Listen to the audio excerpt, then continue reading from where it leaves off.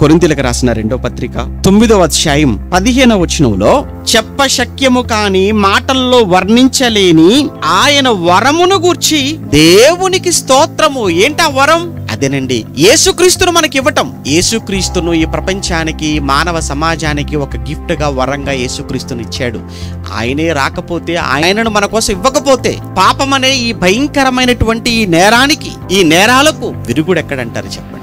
ప్రపంచమంతా పాపములో ఉందని, పాపములో ఉన్న ఈ పాప ప్రపంచాన్ని పాపము నుంచి విడిపించటానికి తన ప్రియకుమారుడైన యేసుక్రీస్తుని ఈ లోకానికి పంపి మనుషులందరి పాపాల నిమిత్తం ఆయనను సిలువలో అంత దారుణంగా చంపుకొని, ఆయన సిలువ మరణాన్ని బట్టి ప్రపంచానికి రక్షణను ప్రసాదించి మనలందరినీ కాపాడుకోవటంలో ఇక ఇంతకు మించిన వరం, ఇంతకు మించిన గిఫ్ట్, ఇంతకు మించి దేవుని పట్ల మనం కృతజ్ఞత కలిగి ఉండటానికి ఇంకేం కావాలంటారు చెప్పండి?